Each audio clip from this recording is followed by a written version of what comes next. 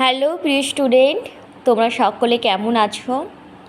আশা করছি তোমরা সকলে ভালো আছো এবং সুস্থ আছো।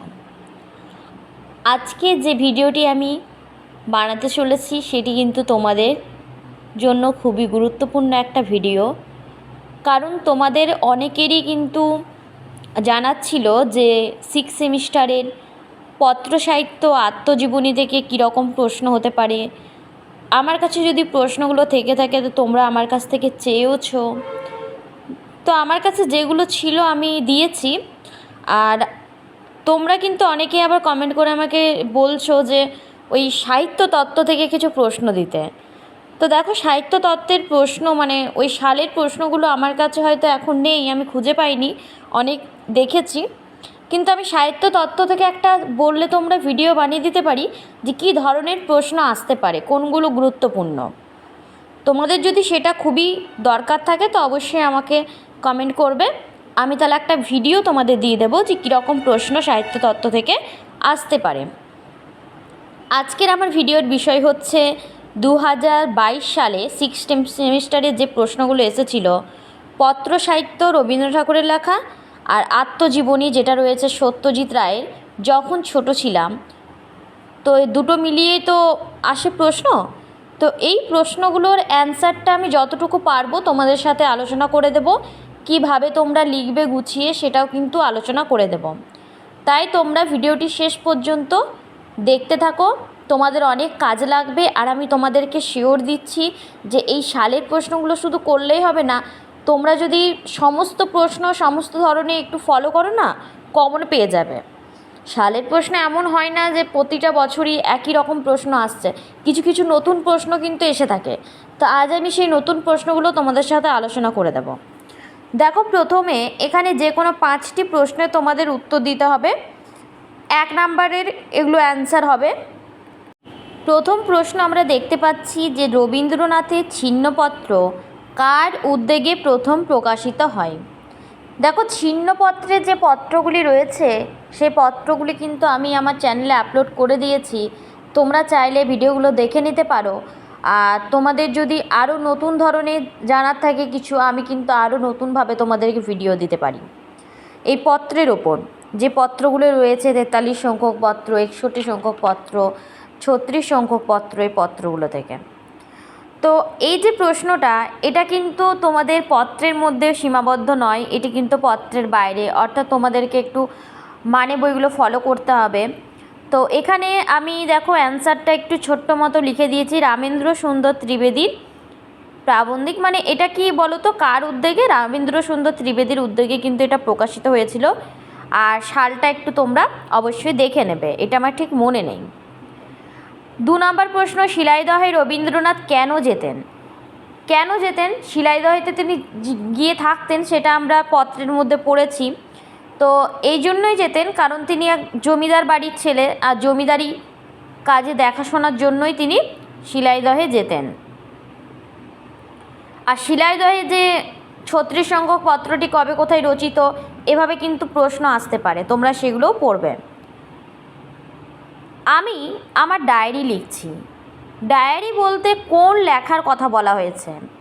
দেখো, এই প্রশ্নটা তোমাদের মনে হতে পারে যখন ছোট ছিলাম থেকে এসেছে, কিন্তু না, এটা কিন্তু রবীন্দ্রনাথ ঠাকুরই ডায়েরি লিখছিলেন বসে তার নিজের বাড়িতে শিলাইদহে যখন ছিলেন। তো সেই ডায়েরি লেখার কথাই বলা হয়েছে। আরেকটু তোমরা ভালোভাবে স্টাডি করে নেবে কি বিষয়ে, হ্যাঁ, এতটা আমার ঠিক মনে পড়ছে না, তো আমার যেটুকু মনে আছে তোমাদের সাথে একটু করে ডিসকাস করে দিচ্ছি। ওয়াটার অ্যান্ড ওয়াইন কথাটি কে বলেছে? এটা কিন্তু দেখবে 43 সংখ্যক পত্রের মধ্যে রয়েছে যে টেনিসন মেয়েদেরকে বলেছে ওয়াটার অ্যান্ড ওয়াইন। উত্তরটা হবে টেনিসন বলেছেন ওয়াটার অ্যান্ড ওয়াইন।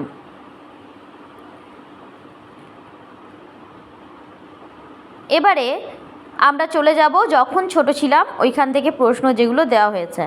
সত্যজিতের কালু মামা চাকরি পেয়ে কোন সাইকেল কিনেছিলেন? দেখো, এখানে সত্যজিৎ রায়ের তো অনেকগুলো মামা আমরা পড়েছি, পুরো যারা পড়েছো পুরো গল্পটি মানে জীবনীটি, তাদের কিন্তু কোনো রকম অসুবিধা হবে না, কিন্তু যারা পড়োনি তাদেরকে কিন্তু স্টাডি ভালোভাবে করতে হবে, তাছাড়া কিন্তু খুব অসুবিধার মধ্যে তোমরা পরীক্ষাতে পড়ে যাবে।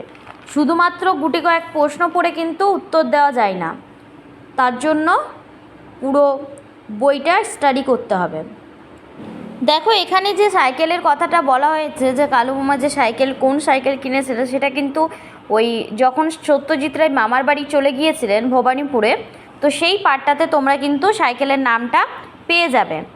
এত সব মনে রাখা আমার সম্ভব নয়, আর আরও একবার যে আমি স্টাডি করব তারপর তোমাদের অ্যান্সারগুলো দেব, আমার পক্ষে একটু সম্ভব নয়, কারণ পুরো বইটা আবার স্টাডি করতে হবে আমাকে। তো যাই হোক, তোমরা একটু পড়ে নেবে, ভবানীপুর থেকে এসেছে শিওর এটা আমি, আর তোমরা ওই পার্টটা একটু দেখে নেবে, দেখবে পেয়ে যাবে খুঁজে। তারপরে দেখো তারপরের অ্যান্সার রয়েছে পুপে। তো পুপে আশা করছি তোমাদের সকলেরই জানা হবে, কারণ এরকম ছোট ছোট প্রশ্ন কিন্তু দিয়ে থাকে না। পুপে হচ্ছে ওই ছুটিতে বাইরে যে পাঠটি ছিল সত্যজিৎ রায়ের লেখা যখন ছোট ছিলামে, তো রবীন্দ্রনাথের পুত্র রথীন্দ্রনাথের পালিত কন্যা কিন্তু পুপে।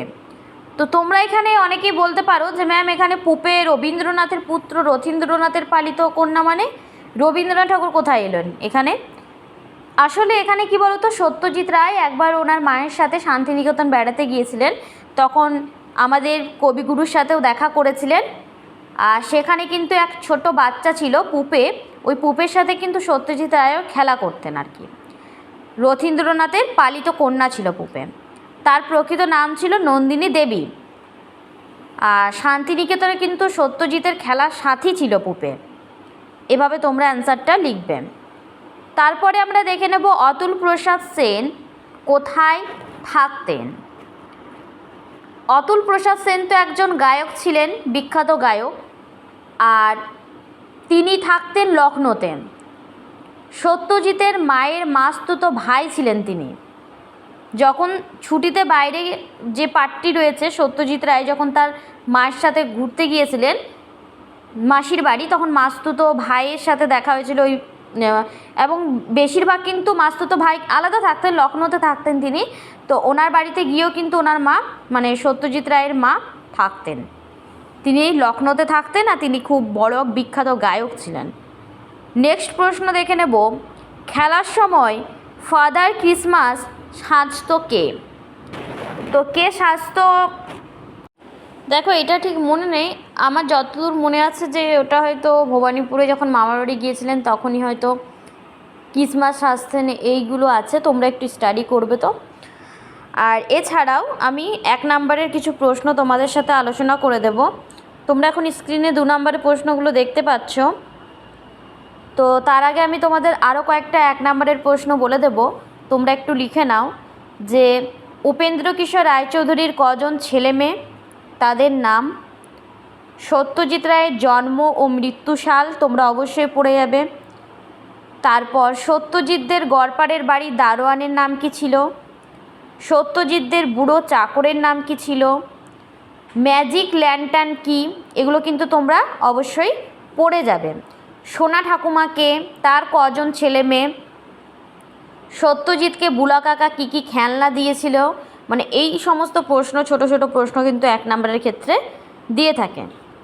আর তোমরা এবারে 2 নম্বর প্রশ্নের ক্ষেত্রে চলে যাও। 2 নম্বরে দেখি কি বলেছে, যে ছোটোবেলায় বাবা মশাইয়ের সঙ্গে বোটে যাওয়ার সময় রাত্রিরে ঘুম ভেঙে রবীন্দ্রনাথ কী দৃশ্য দেখেছিলেন?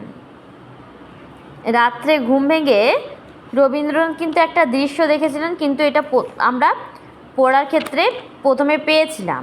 তো সেই দৃশ্যের এখানে একটু বর্ণনা তোমরা করবে। তোমাদেরকে একটুখানি আমি অ্যান্সারটি বলে দিই, কীরকমভাবে তোমরা লিখবে অ্যান্সারটি। তার আগে তোমাদেরকে আমি বলে রাখি, তোমাদের যদি আরও কিছু সাহিত্য বিষয়ে কোনো কিছু জানার থাকে তো অবশ্যই কিন্তু কমেন্ট করে জানাবে আমাকে। দেখো রাত্রি তখন প্রায় 2টো হবে, তখন ঘুম ভেঙে যেতেই বোটের জানালাটা তুলে মুখ বাড়িয়ে তিনি দেখলেন যে নদীর ওপরে ফুটফুটে জ্যোৎস্না হয়েছে, আর ছোট একটা ডিঙিতে একজন ছোকরা একলা দাঁড় বেয়ে চলেছে এবং মিষ্টি গলায় গান ধরেছে। এটাই তিনি দেখেছিলেন।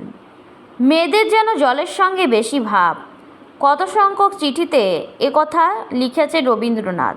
এটা কিন্তু 43 সংখ্যক পত্রে লিখেছেন, আমি লিখেও দিয়েছি সাইডে। আর চিঠিটি কত তারিখে কোথা থেকে ওটা অবশ্যই পড়ে নেবে যেহেতু বললাম। আর দেখো শিলাইদহে, আর 7ই এপ্রিল 1892 সাল। আমি এটাও ছোট করে তোমাদের লিখে দিয়েছি। এগুলো কিন্তু 2 নম্বরের, এক এক করে ভাগ ভাগ করে 2 নাম্বার দিয়েছেন। তারপরে দেখো নেক্সট প্রশ্ন, ছেলেটা নিতান্তই ছোট, আমার খোকার বয়সী, ছেলেটা কে? না, ছেলেটা দেখবে ওই আমরা যখন পড়লাম সেখানে আমরা পেয়েছিলাম যে একটা মা, সে মানে রবীন্দ্রনাথও বলেছেন যে এমন রাক্ষসী মা তিনি আগে কখনো দেখেননি। একেই তো ঠান্ডা, তার মধ্যে সে টেনে টুনে তার বাচ্চাটাকে নিয়ে এসেছেন। সে বেদে সম্প্রদায়, তো স্নানের জন্য নিয়ে এসেছেন বাচ্চাটিকে। তো বাচ্চাটি তো এত ঠান্ডার মধ্যে স্নান করবে না, সমানে কেঁদেই চলেছে, কিন্তু তাও জোর করে তাকে স্নান করিয়েছে এবং মেরেওছে। তো সেই বাচ্চাটিরই এখানে কথা বলা হয়েছে। তোমরা একটু বইয়ে স্টাডি করে এটা গুছিয়ে একটু লিখে নেবে। দেখো ওর সাথে আরেকটা প্রশ্ন আছে, আমার খোকা বলতে কার কথা বলা হয়েছে? এখানে কিন্তু রবীন্দ্রনাথেরই বড় ছেলে রথীন্দ্রনাথের কথা বলা হয়েছে। যে একটু আগে আমরা পেলাম না সত্যজিৎ রায়ের লেখা ওই যখন ছোট ছিলাম যে রথীন্দ্রনাথের কথা বললাম আমি একটু আগে, সেই রথীন্দ্রনাথের কথা কিন্তু এখানে বলা হয়েছে। তোমরা ওরা গুলিয়ে ফেলো না, ব্যাপারটা একটু মনের মধ্যে রেখে নাও জিনিসটি। তারপরে দেখো 20 সংখ্যক পত্রে উল্লেখিত বেদেদের যে কটি পোষা কুকুর ছিল 2টি, তারা কি করছিল ওটা তোমরা অবশ্যই 20 সংখ্যক পত্র থেকে পেয়ে যাবে। তারপরে নেক্সট আমরা বড় প্রশ্ন দেখে নেব। দেখো প্রতিটা বড় প্রশ্ন তো ডিসকাস করা আমার পক্ষে সম্ভব নয় একটা ভিডিওর মধ্যে যদি দিই, এমনিতে এই ভিডিওটা অনেক বড় হয়ে গেছে। তো যতটুকু পারবো তোমাদের সাথে একটু একটু করে আমি আলোচনা করে দিচ্ছি, কেমন?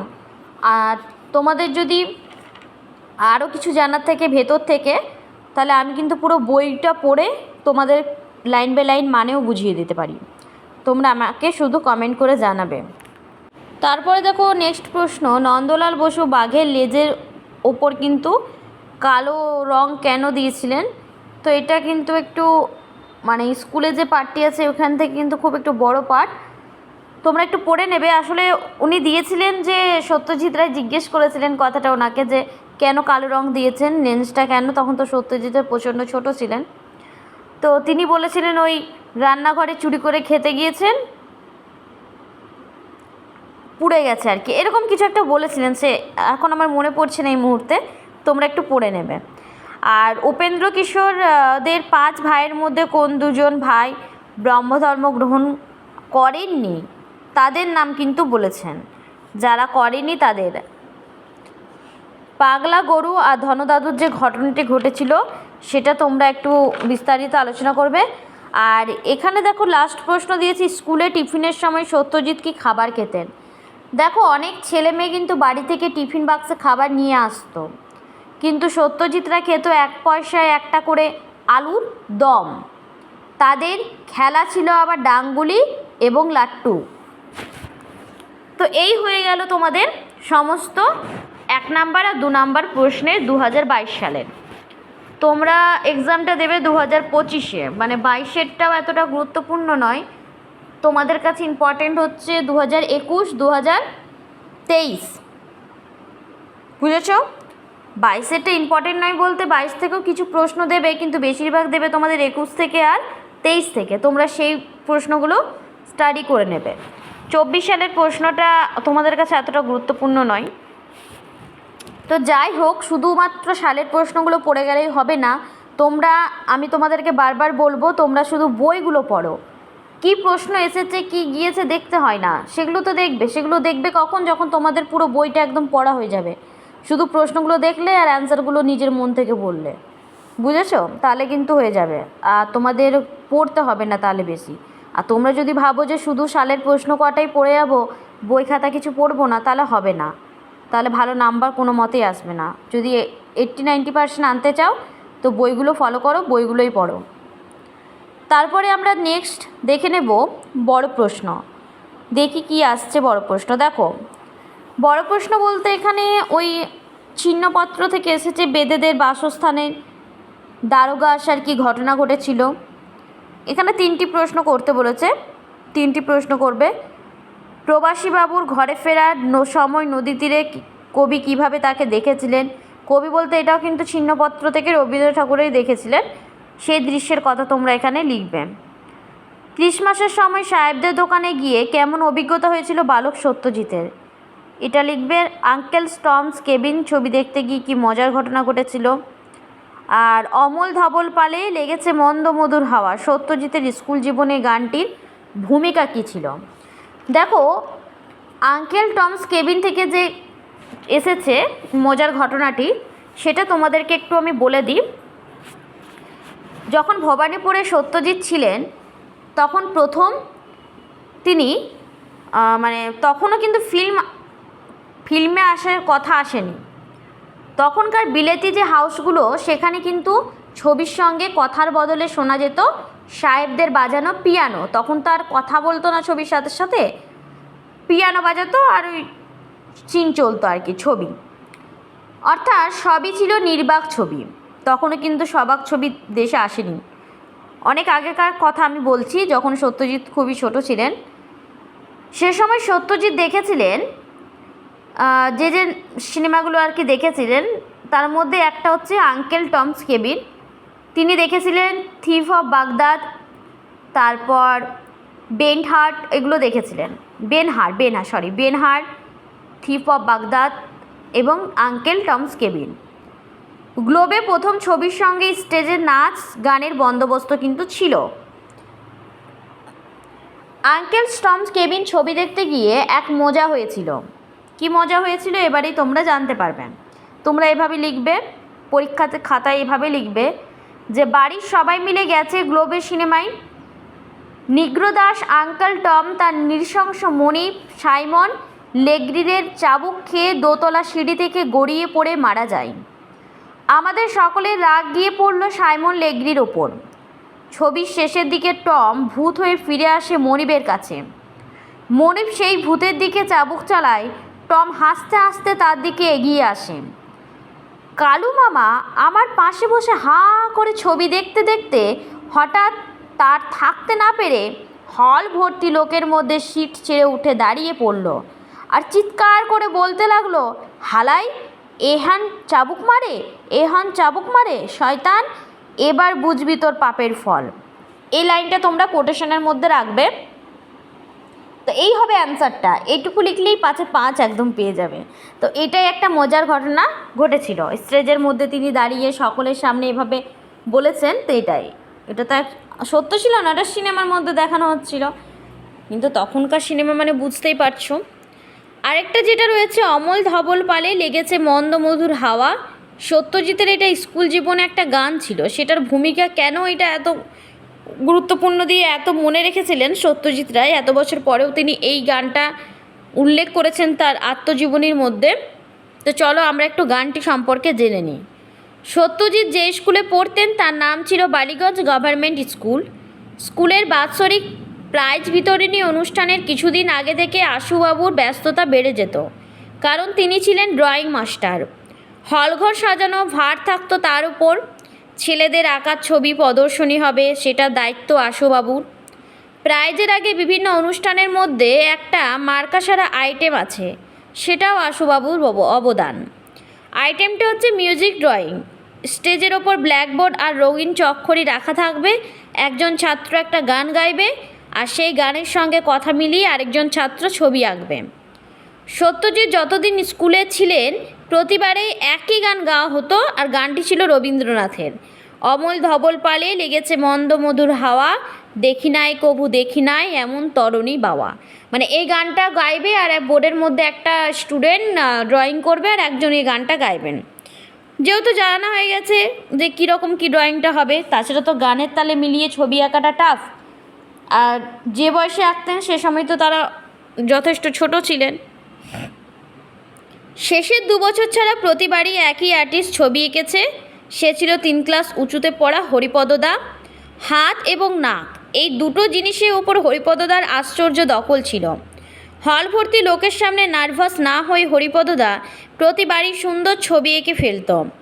সেই স্কুল থেকে বেরিয়ে গেলে তার জায়গাটা এবার কে নেবে? আশুবাবুর ইচ্ছা ছিল আমিনি অর্থাৎ সত্যজিৎ নেই ইচ্ছে ছিল, কিন্তু সত্যজিৎ রাজি হননি, কারণ তিনি ছিলেন স্টেজ ভীতু। কারণ তিনি কোনো প্রাইজ পাবেন শুনলে তার গায়ে জ্বর চলে আসতো। এতগুলো মানুষের সামনে পায়ে হেঁটে স্টেজে গিয়ে প্রাইজ নিয়ে আবার জায়গায় ফিরে আসা তার কাছে ছিল একটা আতঙ্কের ব্যাপার। কাজেই এবার সে ভার পড়ল সুরঞ্জনের ওপর। ছবি একই, নদীতে সাদা পাল তোলা নৌকা, আকাশে সাদা থোকা থোকা মেঘ, আর মেঘের ফাঁক দিয়ে সূর্য অস্ত যাচ্ছে ওপারে গাছপালার পিছন দিয়ে। এই হয়ে গেল তোমাদের বড় প্রশ্ন মান 10। এবারে চলে এসেছে মান 10-এর প্রশ্ন। তোমাদের ওইগুলো তো বড় প্রশ্নগুলো হয়ে গেল। মান 10-এ আমরা দেখতে পাচ্ছি একটা লিখতে হবে চিহ্নপত্রের পত্রগুলির মর্তপিতির ওপর পরিচয়। আর 2 নম্বরে রয়েছে যখন ছোট ছিলাম গ্রন্থে বিয়ে বাড়ির ম্যাজিক দেখার ঘটনা বিশদে আলোচনা। বিয়ে বাড়িতে যে সত্যজিৎ রায় ম্যাজিক দেখেছিলেন সেই ম্যাজিকের বর্ণনা। এটা কিন্তু সহজ। ওই চিহ্নপত্রের পত্রগুলি মর্তপিতির যে পরিচয় পাওয়া যায়, পত্রগুলি আলোচনা করে এর পরিচয় দাও। এই কোয়েশ্চেনটা একটু টাফ হবে। আমি তার থেকে তোমাদেরকে বলবো তোমরা এরকম প্রশ্ন অ্যাটেন্ড করবে ওই ম্যাজিক দেখার। তারপরে যখন ছোট ছিলাম গ্রন্থে সত্যজিতের ছোটো কাকা ডায়েরি লেখার ব্যাপারটা কেমন ছিল নিজের ভাষায়। ডায়েরি লেখার ব্যাপারটা কিন্তু সহজ আছে আর কি। আমি বলবো যখন আমি পড়েছিলাম তো আমাদের বেলায় সহজেই এসেছিলো কোয়েশ্চেন, না পারার মতো নয়। আমরা যেটা করেছিলাম সেটা হচ্ছে, আমি যেটা করেছিলাম আমার ব্যক্তিগত অভিজ্ঞতা থেকেই বলছি, আমি কিন্তু বইগুলো সমস্ত পড়েছিলাম। ওই যখন ছোট ছিলাম যে বইটা আছে সেটা আমি অনেকবার রিডিং পড়েছিলাম। আর এমন কোনো শর্ট প্রশ্ন বাকি রাখিনি যে আমাকে না ধরলে আমি পারবো না। আমি সমস্তটাই পড়েছিলাম। আর ওই ছিন্নপত্র থেকেও পত্র যেগুলো রয়েছে সেগুলো আমি অনেকবার করে পড়েছিলাম, রিডিং পড়েছিলাম। রিডিং পড়তে পড়তে ধরো হয়েছিল। এছাড়াও আমার যখন সমস্ত পড়া হয়ে গেল তখন আমি কি করেছিলাম না, এই যে তোমরা যেমন সালের প্রশ্নগুলো চাইছো আমার কাছে, তো আমি সালের প্রশ্নগুলো আমাদের টিচারদের কাছে নিয়ে সেগুলি স্টাডি করেছিলাম বাড়িতে। আর যদি কোনো রকম প্রশ্ন কলেজে পড়িয়েছিলেন স্যাররা সেখান থেকেও প্রশ্ন নোট করেছিলাম। সেই প্রশ্নের অ্যান্সার আমি বই থেকে এসে আবার খুঁজে অ্যান্সার লিখেছি। তো আমার এক্সাম খুব ভালো গিয়েছিল, কারণ আমি প্রতিটা প্রশ্নের অ্যান্সারই কিন্তু অ্যাটেন্ড করতে পেরেছিলাম। তো তোমরা যদি ভালো মার্কস পেতে চাও তো অবশ্যই আমার কথাগুলো ফলো করো, দেখবে তোমরাও ভালো নাম্বার পাচ্ছ। আর তোমাদের যদি কোনো সাবজেক্টে ভীতি থাকে, অর্থাৎ তোমরা তো যেহেতু অনার্স করছো বাংলারই কোনো পেপারে, অবশ্যই কমেন্ট করে আমাকে জানাবে। আমি যথাসম্ভব চেষ্টা করব তোমাদের সাহায্য করার। আর আজকে যদি আমার এই ভিডিওটি তোমাদের ভালো লাগে, তোমরা উপকৃত হয়ে থাকো এই ভিডিওর মাধ্যমে, তো অবশ্যই আমাকে জানাবে কমেন্ট সেকশানে এবং একটা ভিডিওটিতে লাইক দিয়ে দেবে আর চ্যানেলটিকে সাবস্ক্রাইব করে দেবে। তোমরা আমাকে সাপোর্ট করো আমি যাতে এভাবেই এগিয়ে যেতে পারি আর তোমাদেরকে সাহায্য করে যেতে পারি। তাহলে আজকের ভিডিওটি আমার এই পর্যন্তই থাকলো। তোমরা ভালো থাকবে, সুস্থ থাকবে। আমি নেক্সট ভিডিও তোমাদের জন্য খুব শীঘ্রই নিয়ে আসবো।